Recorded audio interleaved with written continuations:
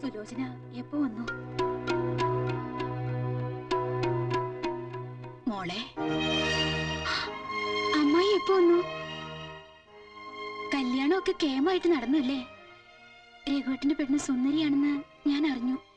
വന്ന പാടെ അങ്ങോട്ട് വരണമെന്ന് കരുതിയതാ. അച്ഛൻ പറഞ്ഞു വേണ്ടാന്ന്. മോളെ, രഘുവിന്റെ ഭാര്യയായിട്ട് എന്റെ മനസ്സിൽ ഒരു മുഖയുള്ളൂ, അത് നീയാ. ഞാനും ആശിച്ചു.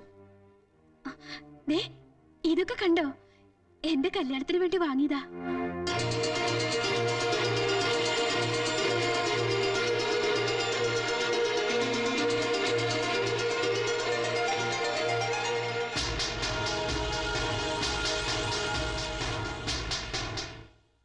ഗൾഫിൽ നിന്ന് മടങ്ങുമ്പോ ഞാൻ ഇനി തിരിച്ചു പോകില്ലെന്ന് കണക്ക് കൂട്ടിയിരുന്നതാ. രഘുവേട്ടനത് ഇഷ്ടമല്ലല്ലോ. എന്തോ ഭാഗ്യത്തിന് ജോലി റിസൈൻ ചെയ്തില്ല. അതുകൊണ്ടിപ്പോ ഗുണമുണ്ടായി.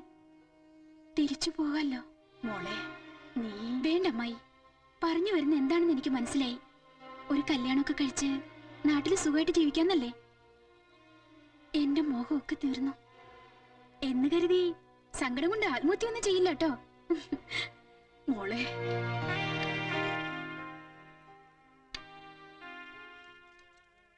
ഈ വാച്ച് രഘുവേട്ടന് കൊടുക്കണം. ഒരു ചെറിയ ഗിഫ്റ്റ്. ഈ സുലോചന സന്തോഷത്തോടെ തന്നതാണെന്നും പറയണം. രഘുവിന്റെ ഭാര്യയായിട്ട് നീ തന്നെ എന്റെ വീട്ടിലേക്ക് വരും.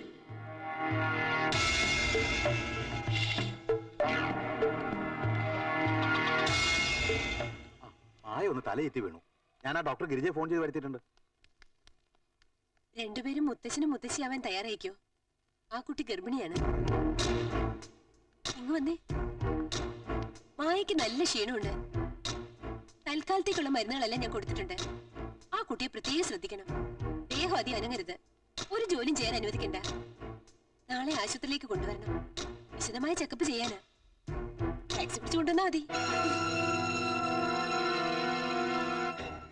എന്റെ നോട്ടത്തിൽ നിങ്ങളുടെ രഘുമോന് ഒരു 5 ലക്ഷവും 100 പവനും ഒരു മാരുതി കാറും ആര് കണ്ടാലും കൊടുക്കും. കുറച്ച് കാശ് കിട്ടിയ കൈക്കൂ ഇല്ലല്ലോ. പെണ്ണ് ഗർഭിണിയായാൽ പിന്നെ ഒന്നും നടക്കുന്നു വിചാരിക്കണ്ട. നിങ്ങൾ ബുദ്ധിപൂർവം കരുത്തൽ നീക്കിയാൽ നല്ല ഒരു തുക മേടിക്കും. അമ്മ എന്താ ഇഷ്ടത്തിരുന്ന് ആലോചിക്കുന്നത്? ഒന്നുമില്ല.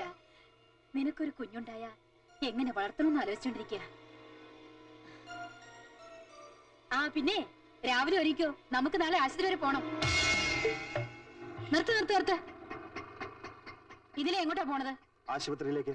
ആ 5 രൂപ കൂടുതൽ കിട്ടാനായിട്ടേ ഈ വളഞ്ഞ വഴിയെ പോണോ? ഇതിലെ പോയാ മതി. ഈ കുണ്ടുകുഴിയുടെ വഴിയോ? അത് ഞങ്ങൾ സഹിച്ചോളാം. താ പോടോ.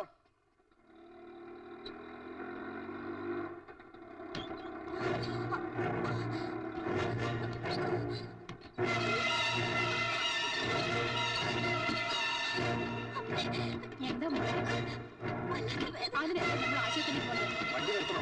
ഒരു രോഗി വണ്ടിയിലിരുന്ന് കരയുമ്പോഴാണോ വണ്ടി നിർത്തുന്നത്? വേഗം ആശുപത്രിയിൽ കൊണ്ടുപോകണോ? ഇപ്പൊ എന്നെ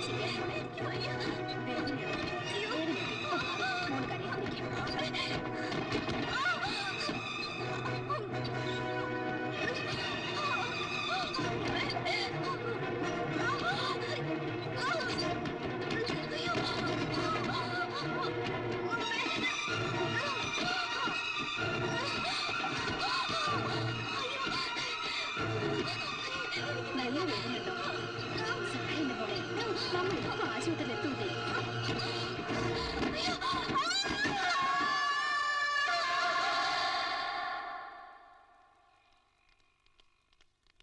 ഒന്ന് വേഗം വാ.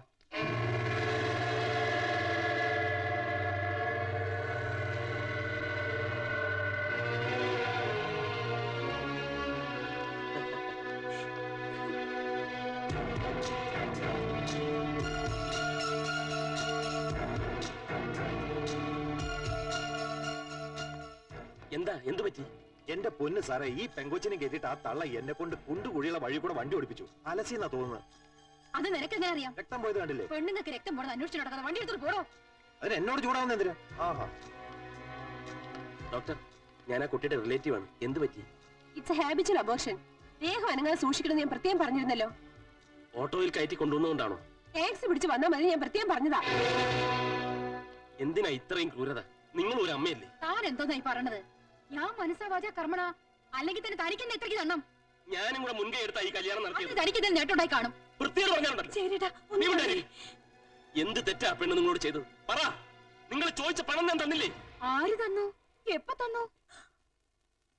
പ്രഭേ, ഞാൻ നിന്നെ ഏൽപ്പിച്ച കാശ് നീ ഇവർക്ക് കൊടുത്തില്ലേ? പതുക്കെ എന്തിനാ ഇങ്ങനെ ബഹളം വെക്കുന്നേ? കൊടുത്തോ ഇല്ലയോ പറയടി. ഇല്ല, ചോദിക്കുമ്പോ കാശ് കൊടുക്കാൻ മായ നിങ്ങളുടെ ആരാ? എന്റെ അനിയത്തിയല്ലേ? അവളുടെ കാര്യം നോക്കാൻ അവളുടെ കെട്ടിയനറിയാം. പ്രഭേ, നീ എന്തൊക്കെയായി പറയുന്നത്?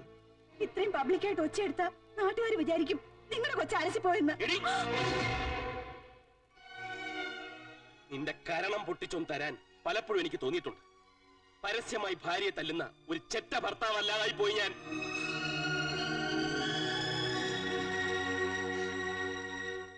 എന്നെ അനുസരിക്കുന്ന ഒരു ഭാര്യയെ ഞാൻ ആഗ്രഹിച്ചത്. അവളെ അനുസരിക്കുന്ന ഒരു ഭർത്താവിനെ അവൾ ആശിച്ചത്. പൊരുത്തപ്പെടാൻ എനിക്കാവുന്നില്ല. രണ്ടും രണ്ട് ധ്രുവങ്ങളില. വിധിയാണ് കൈമളേട്ട, എല്ലാം വിധിയാ. വിധിയെ പഴിച്ചിട്ട് എന്താടാ കാര്യം? അതിനെ നേരിടുകയാണ് വേണ്ടത്. എങ്ങനെ എങ്ങനെ ഒരാളുടെ സ്വഭാവം മാറ്റിയെടുക്കാൻ പറ്റും? തല്ലിയ മാറുമോ? ശാസിച്ചാ മാറുമോ? ഇല്ലല്ലോ. അത് സ്വയം തോന്നി സ്വയം മാറേണ്ടതല്ലേ? അതെ, സ്വയം തോന്നി മാറണം. പക്ഷേ അതിനുള്ള വഴി നീ ഒരുക്കണം. മനസ്സിലായില്ല. എടാ, പ്രതീക്ഷിക്കാത്ത ഐശ്വര്യവും സമ്പത്തും കൈവന്നപ്പോൾ അതിര് കിടന്ന് അഹങ്കരിച്ച പെൺകുട്ടിക്ക് അതൊക്കെ നഷ്ടപ്പെട്ടാൽ ഉണ്ടാകാവുന്ന അവസ്ഥയെക്കുറിച്ച് നീ ഒന്ന് ആലോചിച്ച് നോക്കി. ചെറുപ്പത്തിലെ നീ പഠിച്ചിട്ടില്ലേ മൂഷിയ സ്ത്രീ പിന്നെയും മൂഷിയ സ്ത്രീയായ കഥ? കൈമളേട്ടൻ എന്തൊക്കെയായി പറയുന്നത്? അതൊക്കെ പറയാം, അതിരിക്കട്ടെ. അമേരിക്കയിൽ നിന്ന് ആന്റി വരുന്നു എന്ന് കേട്ടല്ലോ, എന്നാ? അടുത്ത ആഴ്ച.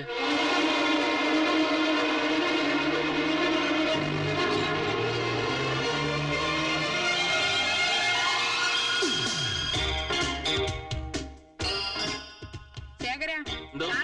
പെട്ടിയൊക്കെ എടുത്തു വെക്കൂ.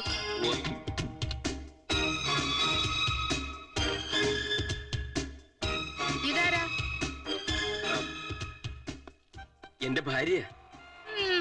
കൊള്ളാം. ജുവലറി ഷോപ്പിലെ പരസ്യത്തിന് നിൽക്കണ മാതിരി ഉണ്ട്. വലിയ പണക്കാരിയാ നീ കെട്ടിയതല്ലേ? പെട്ടിയെല്ലാം എടുത്ത് എന്റെ റൂമിൽ കൊണ്ടുവയ്ക്കൂ. രമ, ആ പെട്ടി എടുത്ത് അകത്ത് വെക്ക്. അതിനെന്തിനാ രാമൻ? ശേഖരന്റെ കൈക്ക് വല്ല സ്വാധീനക്കുറവുണ്ട്. ഞാൻ എടുത്തു വെക്കാം. ആ, കടുപ്പത്തിലൊരു കാപ്പി എടുക്കൂ. കല്യാണി, ഒരു കാപ്പി. എന്തിനാ ഇങ്ങനെ ആജ്ഞാപിക്കുന്നേ? നിനക്ക് പോയി എടുത്താലെന്താ? അതെ അതെ, നീ പോയി കാപ്പി എടു. ഈ AC എന്തിനാ 24 മണിക്കൂറും ഇങ്ങനെ ഓൺ ചെയ്തിട്ടിരിക്കുന്നേ? ആവശ്യത്തിന് ഉപയോഗിച്ചാ പോരെ? ആവശ്യത്തിന് ഉപയോഗിക്കാനുള്ള കറണ്ടേ കിട്ടുന്നില്ല. ഇവിടെ 6 മണിക്കൂർ നിയമപ്രകാരമുള്ള പവർ കട്ടും, പിന്നെ ഒരു 6 മണിക്കൂർ അവർക്ക് തോന്നിയ പോലെയാ. കാപ്പി.